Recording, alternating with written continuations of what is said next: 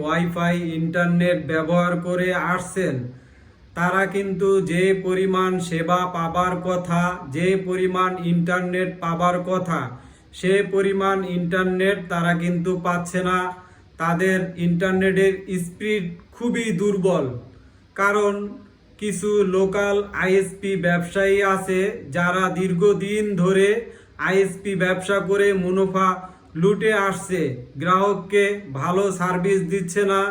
তাই বাংলাদেশ বিটিআরসির নিকট আমার অনুরোধ, মাননীয় চেয়ারম্যান মহোদয়, তিনি যেন যারা লোকাল আইএসপি ব্যবসা করতে চায় তাদেরকে যাতে লাইসেন্স প্রদান করে।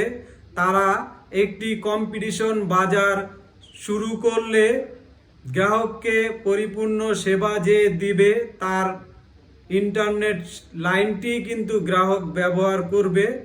আর এতে করে যারা সুবিধাভোগী ব্যবসায়ী আছে তারা কিন্তু আর বাজারে টিকে থাকবে না।